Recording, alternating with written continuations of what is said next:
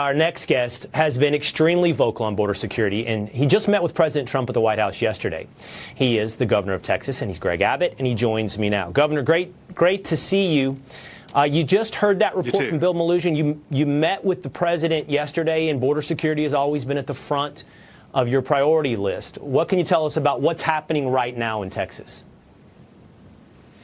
So a lot, and these are things I talked to the president about yesterday, and that is I have authorized our National Guard that have been on the border for about 4 years now. They have the full authority to assist ICE and have been deputized to assist ICE, doing everything ICE would do, such as apprehending, arresting, deporting, soup to nuts of what ICE will do. In addition to that, the Texas Department of Public Safety is embedded with ICE on operations across the entire state of Texas to root out and to arrest and assist in the detention and deportation of anybody here illegally. In addition to that, what I offered to the president yesterday, we identified 4,000 jail sites that can house up to 4,000 people that they arrest and detain to make sure that the federal government is going to have access to all of the detention facilities that they need. I also identified more than 100 miles of land that Texas has acquired access to that the Trump administration can build additional wall on that will give that land to the federal government for free, as well as we created 2 National Guard military bases on the border that house more than 2,000 military officers that we will provide that to the Trump administration, whether it be for military purposes or ICE operations or other federal employees. So Texas is all in to assist the Trump administration to ensure that we're going to fully eliminate illegal immigration into the state of Texas. I want to ask you about 3 reports directly connected to our state. And that is, first of all, reports of Mexican drug cartels firing along law enforcement on the American side. Also reports of weaponized drones used against border agents. And then finally, just as a final detail, the Mexican government has suggested they're putting 10,000 federales up on the border to help with illegal immigration. Have you seen evidence of that yet? So let me take all of those in turn. First, know this, and that is before the recent shooting, before the recent use of drones, now that's happened with regard to Texas dealing with the cartels over the past few years. Cartels have shot on Texas National Guard as well as Texas Department of Public Safety officers, and candidly, we fired back on occasion. And we understand that we're in a hostile environment. Same thing goes with drones. They've been flying drones across our border, and we've had drone battles already. What we can believe is that knowing that the cartel's ability to make money off of traffic coming across the border has been hindered now, they get a lot more aggressive whenever that happens. And so we are anticipating an expansion, maybe a dramatic expansion of the amount of cartel activity on the border that both the state of Texas, but especially the federal government, need to be prepared to deal with. Governor, what's a drone battle between cartels and I assume American drones? What is that? Is that weaponized drones? What is a drone battle?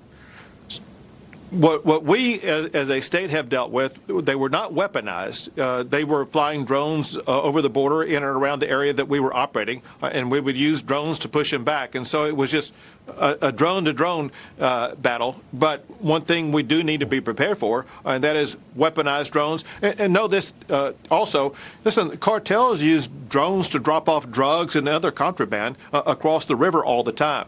And so we're constantly engaged in trying to locate them, find them, and to eliminate them wherever we can. All right, 2 business stories I need to ask you about out of the state of Texas. First of all, I believe you recently gave your support that you're open to the idea of legalizing gambling in Texas. There's a lot of talk about that, and there's a lot of talk about it when it comes to sports. Do you anticipate gambling being legalized in Texas? So let me be clear about both my position as well as the way Texas law works. In Texas, gambling of any sort is unconstitutional, and the only way to open it up is through a constitutional amendment. And so what I announced that I supported, and that it was if the voters were to decide that they wanted to support sports gaming, that's something I would be fine with. But as always, this should be up to the people of the state of Texas to make that decision. All right, so that's a vote of the people of Texas to amend the Constitution to move forward for that to be a possibility. Second business story, Meta is reportedly in talks to reincorporate in Texas. They've already moved one of their content policy teams to the Lone Star State. That's a lot of businesses, a lot of tech industry that is starting to move to Texas. Texas really is the home of tech. I've been in a deal with Elon Musk back in 2020 to accelerate the process of building a mile-long gigafactory. Elon liked so much the way we do business in Texas, he moved all of his companies to the state of Texas, all of which are heavily tech-oriented. Same thing's happening with Meta right now. Listen, I talked to Mark Zuckerberg, and listen, they're very interested in expanding their operations in the state of Texas. In addition to that, last session, I signed into law business courts in the state of Texas that are now rivaling, actually, an improvement upon the business courts in Delaware. And what Elon Musk and Zuckerberg and others have found out in this, Delaware courts have kind of gone woke and escaped their mission. Texas, however, is going to be pure business courts, and they know that they can come to Texas and have the type of decisions coming from courts that are very thoughtful as opposed to ideological. And perhaps be listed on the forthcoming Texas Stock Exchange. One more question, though, on that before we go. Exactly. I'm a lifelong Texan, Governor. I can tell you there are people that are concerned.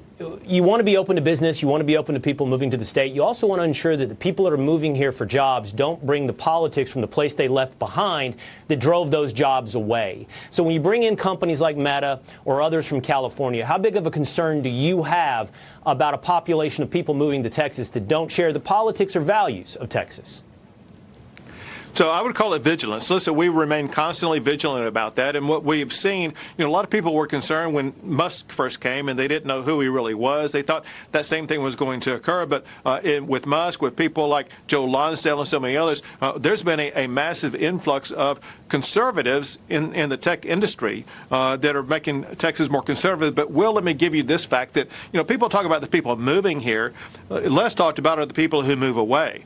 So Texas is number one for people moving from California. Interestingly, there's almost 100,000 people who leave Texas a year and go to California. If you're moving from Texas to California, you know what you're getting yourself into in the California government. My point is this. There are a lot of blue voters in the state of Texas moving to California every year. Okay. We call it a big exchange program that we have. Okay, all right. That's an interesting statistic I hadn't quite heard about. I don't know if it holds true for the same of South Carolina, Tennessee, and Florida, other states where you're seeing this migration. Governor, great to see you. Thanks so much for being with us. My pleasure.